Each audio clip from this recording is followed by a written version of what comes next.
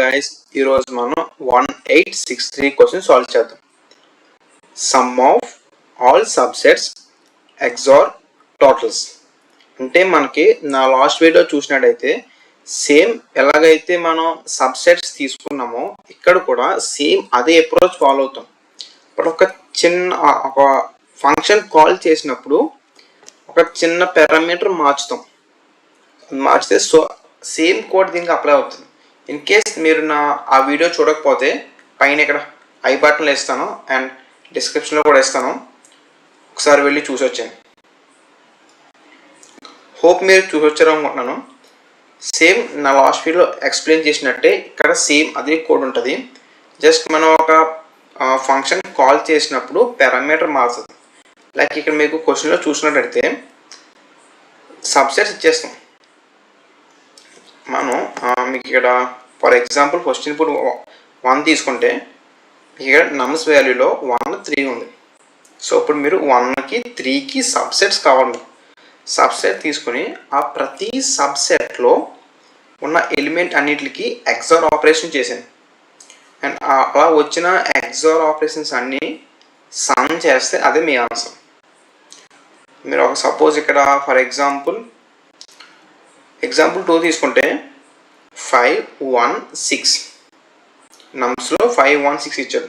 ఇప్పుడు వాటికి మీరు సబ్సెట్స్ తీసుకోవాలి.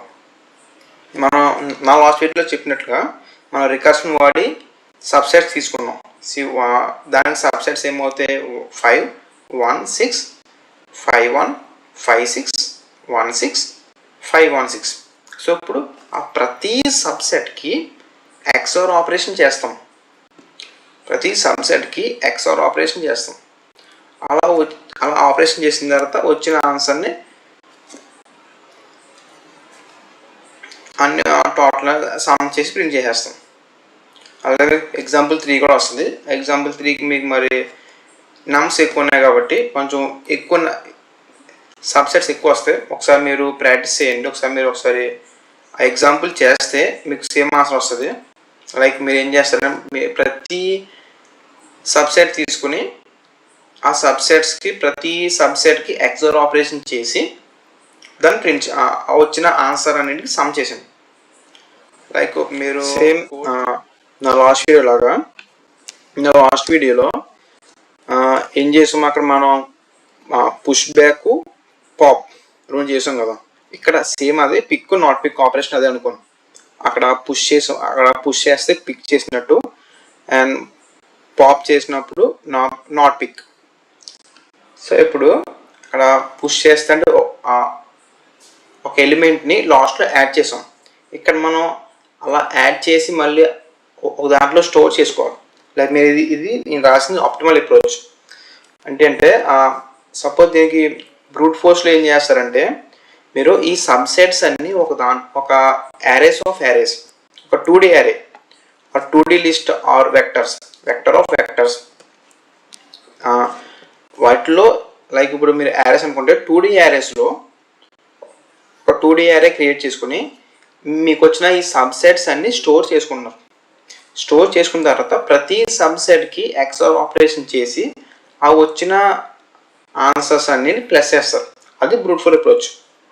కానీ ఇక్కడ మనకి ఆ సబ్సెట్స్ అవసరం లేదు. మనకు ఓన్లీ మనం ఆ సబ్సెట్స్ ఫైండ్ చేసేటప్పుడే XOR ఆపరేషన్ చేసేసి ఆ వచ్చిన XOR ఆపరేషన్స్ అన్ని సమ్ చేస్తే ఒకసారి అయిపోతాయి కదా. మళ్ళీ మనం ఆ వచ్చిన సబ్సెట్స్ అన్ని స్టోర్ చేసుకోవడానికి స్పేస్ కాంప్లెక్సిటీ ఎక్కువ స్పేస్ కావాలి. సో అంత కాంప్లెక్సిటీని తగ్గించడానికి సింపుల్గా మనం స్టోర్ చేసుకోవడం అనేసి ఎప్పుడైతే మనం క్యాల్కులేట్ చేసినప్పుడే XOR ఆపరేషన్ చేసేసి ఆ వచ్చిన సమ్మని ఆన్సర్లో స్టోర్ చేసేస్తాం. మనం ఇప్పుడు ఇక్కడ పిక్ నాట్ పిక్ అంటే మీకు లాస్ట్ వీడియోలో పుష్ పాప్ ఆ సేమ్ ఆపరేషన్స్ ఇక్కడ పుష్ చేసినప్పుడు ఏం చేసాం, లాస్ట్ యాడ్ చేసాం కదా. సో ఇక్కడ యాడ్ చేస్తున్నాం అంటే యాడ్ చేస్తున్నప్పుడే XOR ఆపరేషన్ పర్ఫామ్ చేసేస్తాను. నెక్స్ట్ నాట్ పిక్ అంటే పాప్ చేసినప్పుడు మనం పాప్ అంటే మనం ఏ ఎలిమెంట్ యాడ్ చేయట్లేదు. సో అందుకనే ఇంకా నేను ఎక్సార్ ఆపరేషన్ చేయలేదు, జస్ట్ ఆన్సర్ ఇచ్చేసాను పారామీటర్ కింద. సో అలాగా వచ్చిన అలా మన ప్రతి ఎలిమెంట్కి అలా సబ్సెట్స్ చేసినప్పుడు ఎక్సార్ ఆపరేషన్ చేసి లాస్ట్కి అలా పిక్ నాట్ పిక్ రెండు సమ్ చేశాను. సమ్ చేసేస్తే లాస్ట్కి అది ఆన్సర్ వచ్చేస్తుంది. సింపుల్గా ఉంటుంది. అండ్ దీనికి టైమ్ అండ్ స్పేస్ కాంప్లెక్స్ కూడా లాస్ట్ నా సేమ్ వీడియో లాగా ఉంటుంది. టైం కాంప్లెక్స్ వచ్చేసరికి 2n, ఎందుకంటే మన ఇక్కడ మొత్తం n టైమ్స్ ఒక ఫంక్షన్ కాల్ చేస్తున్నాం, n టైమ్స్ ఒక ఆపరేషన్ పర్ఫామ్ చేస్తున్నాం. అంటే ఒక ఇది ఎక్సార్ ఆపరేషన్ ఉంది కదా, అది n టైమ్స్ పర్ఫామ్ చేస్తున్నాం. అండ్ ప్రతి ఫంక్షన్ కాల్లో ఒక 2 ఫంక్షన్స్ కాల్ చేస్తున్నాం, 2 టైమ్స్ అదే ఫంక్షన్ కాల్ చేస్తున్నాం. అలాగా n టైమ్స్ కాల్ చేస్తున్నాం కదా. So 2n. ఒకసారి మీరు దీనికి రికర్షన్ ట్రీ వేయండి, లాస్ట్ వీడియోలో చేశాను కదా, సేమ్ అలాగే ఉంటుంది రికర్షన్ వీడియో. ఆ రికర్షన్ ట్రీ గీస్తే మీకు ఎన్ని టైమ్స్ ఆ ఫంక్షన్ కాల్ చేసినో తెలుస్తుంది. ఎన్ని టైమ్స్ ఆ ఫంక్షన్ని కాల్ చేసినాం అది దేనికి ప్రపోర్షనల్గా ఉందో అదే మీకు టైం కాంప్లెక్సిటీ. ఎందుకంటే అన్ని టైమ్స్ మీకు ఆ ఫంక్షన్ కాల్ అవుతుంది, అది మీకు టైం కాంప్లెక్సిటీ వచ్చేసరికి 2n వస్తుంది. అండ్ స్పేస్ యాజ్ యూజువల్గా n. ఎందుకు రికర్షన్ స్టాక్ స్పేస్. ఇక్కడ మనం రికర్షన్ వాడుతున్నప్పుడు ఎప్పుడైనా సరే మీరు రికర్షన్ స్టాక్ స్పేస్ అనేది మీరు మైండ్లో పెట్టుకోవాలి. ఎందుకంటే ఆ రికర్షన్ స్టాక్ స్పేస్ అనేది important. And recursion stack space వచ్చేసరికి మనం n టైమ్స్ ఆ ఫంక్షన్ కాల్ చేస్తున్నాం కాబట్టి రికర్షన్ స్టాక్ స్పేస్ వచ్చేసరికి n అవుతుంది. And that's it guys, thank you for watching. కుదిరితే లైక్ చేయండి and me friends and family share చేయండి.